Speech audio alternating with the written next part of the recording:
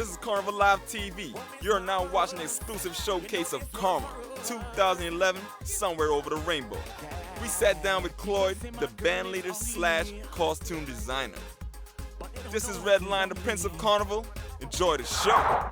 Yo, what's up? This is Red Line, and you're here with Carnival Live TV. We're in Brooklyn, New York with Karma Carnival Band 2011. I'm here with Cloyd, the band leader and chief costume designer. Cloyd. How's it going? How's it going? Thanks for being here with us today. Thank you guys for coming out this so early on a Sunday. We appreciate anytime. having you guys here. So what I want to start with is how and when did Karma was created?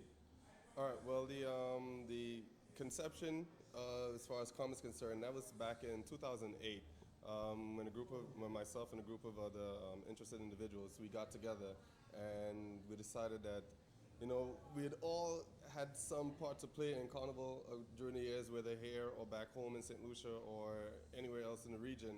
And we felt like, I mean, too many times that we ourselves personally had played mass, or too many times other persons had been involved in carnivals anywhere in the world, and then the general consensus is always the same. Everybody came back with, this was good, but I enjoyed this, but. And like we felt like basically that Carnival, there should be no ifs, buts, or maybes about Carnival, so we figured that we wanted to provide persons with an option where there were no buts. It was just a great experience, hands down, point blank, period. And so we decided, you know what, the best way that we could possibly do that, if that's not available out there, is for us to present it ourselves. And so that's where the idea came about, and that's where we formally came up with the concept. The Karma started back in 2008, and the first year out on the road was Labor Day 2009. We had a portrait called Celebrations. The name Karma, where does that stem from? I mean, well, karma is a Chinese philosophy, and I know a lot of persons usually associate it with if you do bad, then bad things will happen to you. But then there's also the flip side of karma, whereby if you do good, then good also comes back to you. So going back to why we even started the group, we wanted to be able to offer persons a quality product that we were proud of, that persons would then come back for year after year. So essentially, if we did good by persons, then we could expect their patronage and their service for the years to come. And so far, so good. Okay. Yeah. So, what message are you guys is Karma trying to portray to the bystanders and the viewers at Carnival during the Labor Day parades? Well, basically, we're trying to show persons that you don't have to compromise.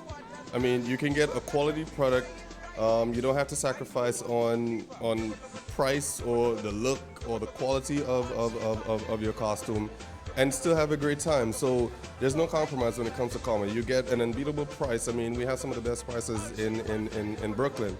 I mean, because you have some bands who are starting off their basic sections at like $300, and we're offering costumes of the same quality, better than most, actually, because our masqueraders have never had to complain about their costumes falling apart on them on the road, whereas some of the bands have had issues of the sort.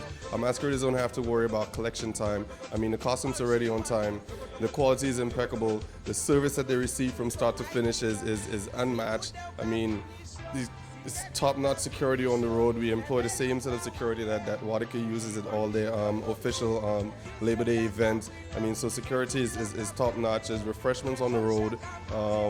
I mean, it's fun. It's like a great mix of guys and girls from across the region. We have tons of St. Lucians represented in Karma. We have persons from Barbados, from Grenada, from St. Vincent, from Trinidad. So we have a wide cross-section of persons. Our DJs are also extremely versatile in terms of the type of music that they provide to persons. You don't just get just the one type of soca music from one to the islands, or the same songs in heavy rotation down the parkway.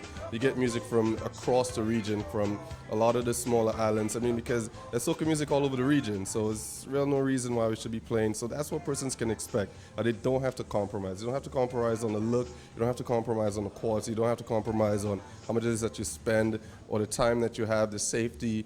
None of that. It's all we try to ensure that we take care of all of these things for our masqueraders. It definitely sounds like you guys stand out. You're now live on Carnival Live TV. How long have you been in fashion and design? Well, I got introduced to it through my dad a long time ago because he was into Carnival back home. he worked with some of the bigger bands back in St. Lucia on their bigger costumes, the King and Queen costumes, the bigger floats that go up for the King and Queen competitions.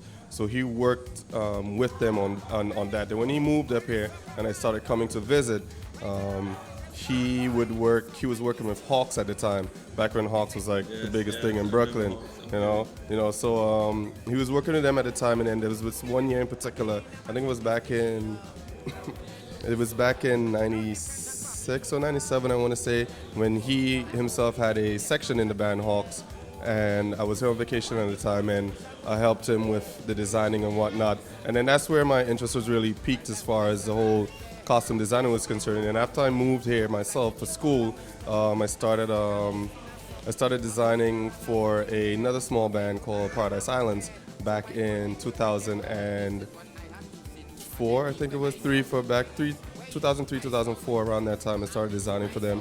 Actually, in 2004, when I designed for them, the first year that I designed for them exclusively, the entire band, we actually came in second in the small bands category.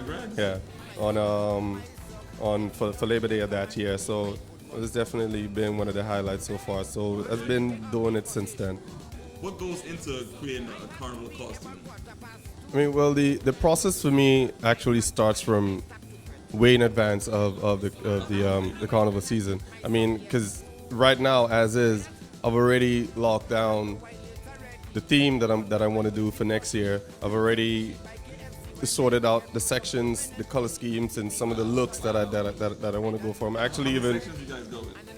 For the past, well, this is going to be our third year. For the past 3 years, we've done 3 sections, but then, because we wanted to like grow small and develop small, we didn't want to rush ahead and do like 5-10 sections and have like 10 persons per section. We felt that the beauty of the design itself lent itself to the number of persons you actually had per section. So we figured that trying to get at least 50 persons in 3 sections was a much better look for us as opposed to getting 25 persons in 6 sections.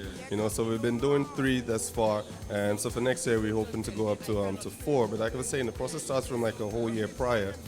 Well, what other carnivals have you guys done? Is it only Labor Day? Is it only New York, or have you gone any other places? Last year we actually had a section in Miami with Natural Freaks Unlimited. We had a section down there. We did very well. That was a very good venture for us. It opened the doors to a whole new market for us, a whole new group of masqueraders that we may not necessarily have been able to reach on our own through Karma. So it definitely opened that door, and it exposed a lot of persons to who Karma was as well. So it was definitely a good look for us. This year we're going back to Miami with Natural Freaks. We'll be using one of the sections that we'll be showcasing at the launch today. We'll be using one of those sections to go to Miami, just as we did last year. And then we're also this year venturing to St. Lucia Carnival. Oh, you're going back home? Yes. You can say that. So we're doing a section in St. Lucia this year. We're going to be playing mass with Just for Fun. Carnival band on, so the name says it all, right? Right. So we'll be going down there with Just for Fun, and we'll be presenting a section again, and it's a section that we'll also be doing in Labor Day. So persons who actually play in the section in St. Lucia have the added bonus of purchasing the costume for St. Lucia, and then paying the Karma registration fee and reusing the costume from St. Lucia here in Labor Day. So it's like 2 for the price of 1 type situation. Like you guys going green. Exactly. And we can do that because, again, we're confident in the quality of our product that is going to stand the test of St. Lucia Carnival. Even in the rain? Even in the rain. Okay. Even in the rain and in the heat and some more rain. It will stand the test of time and make it back to New York in mint condition so that persons can use it again on Eastern Parkway for Labor Day. And the same will hold true for a Miami section. Persons who play mass in that particular section in Karma will then be able to pay a registration fee for Natural Freaks and use that costume again in Miami. Okay. So again, 2 for the price of 1. So definitely Karma is leading the way in quality for Carnival costumes. I like Definitely. that. Definitely. Well, we're going to be looking for you guys in St. Lucia because Carnival Live TV is going to St. Lucia. So we'll definitely look for you. You won't be able to miss us. We're gonna be the group decked out in gold and orange, so you won't be able to miss us. All right. Well, Cloyd, thanks a lot. Give us your time. Thanks again for being here. Appreciate it. Yo, this is Red Line. This is Carnival Live TV with Karma, Somewhere Over the Rainbow. And we'll see you on the road 2011, Labor Day, Parkway. Let's go.